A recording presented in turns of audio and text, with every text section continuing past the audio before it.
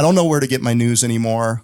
Yeah. And I don't know, how to filter it. I mean, it used to be, I'd watch 60 Minutes. I'd take it at face value. I'd watch, public broadcasting. I'd watch the documentaries. I mean, I really, growing up, I mean, it was like, this is where I get my news and this is where I get my truth. This is where I get my education, my information. This is how I broaden how I think about things. And advertising has gotten so pervasive and, influence and special interests inside of that. It's really hard to understand, not be suspicious of everything that I listen to. Boy, is that a tough question, because like you said, there's 24 hours a day.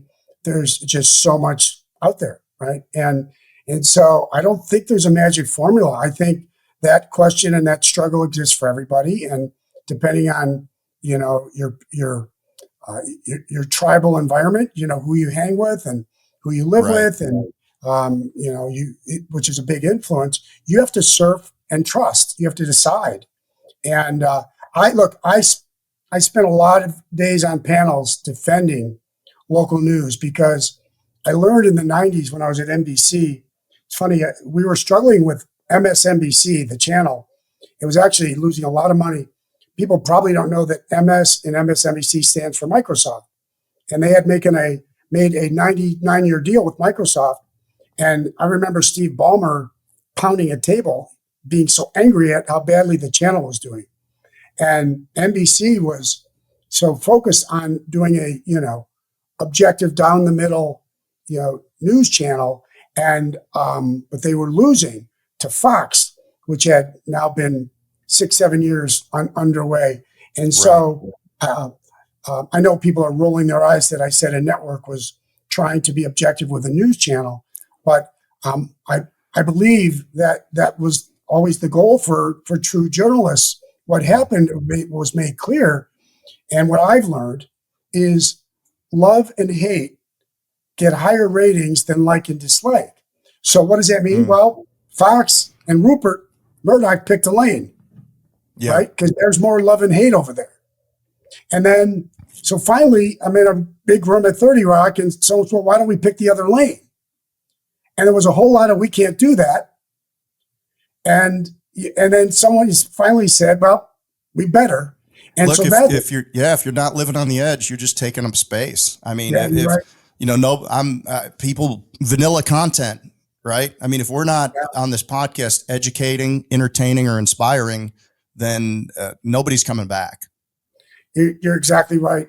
And so, look, is there a place or a role for, call it, completely objective news? I used to make the case for local media, although stations in local markets are a little bit indigenous to wherever they are, right? We know that they're red, purple, blue states and everything in between, right? So, but I think they strive to do that.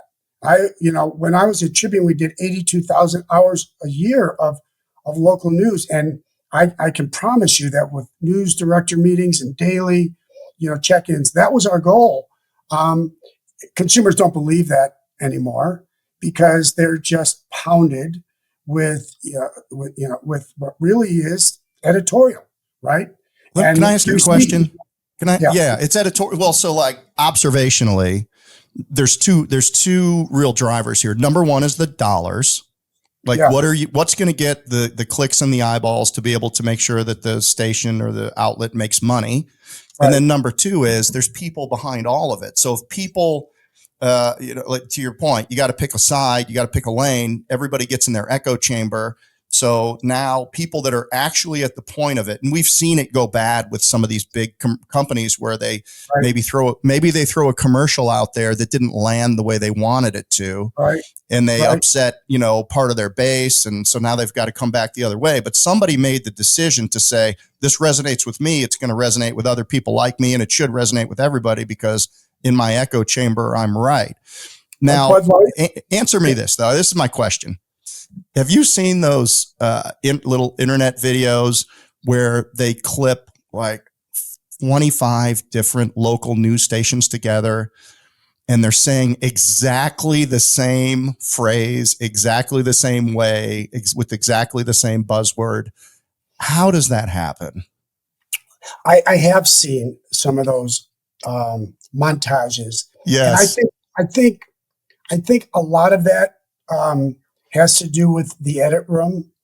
I do. Again, I manage 42 stations, and I watch them a lot. So I think, look, I think you can. We give them enough capability to make that right, but there's Sure. also some liberty taken in the edit room.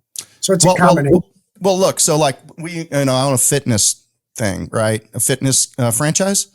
Yeah. We put the workouts in, and then every franchise delivers the same workout. So to your point earlier, if the Tribune Media owns 42 different stations, and it only makes sense to centralize the production of content, and then it just gets put out there so everybody's reading the same teleprompter. It's really not collusion. It's just business efficiency. Is that fair? There's some centralization and standardization and economy of scale, right? Right. To do that, like you acknowledged. But at the same time, again, I go back to each market has its own, indigenous environment, and you have to customize for them.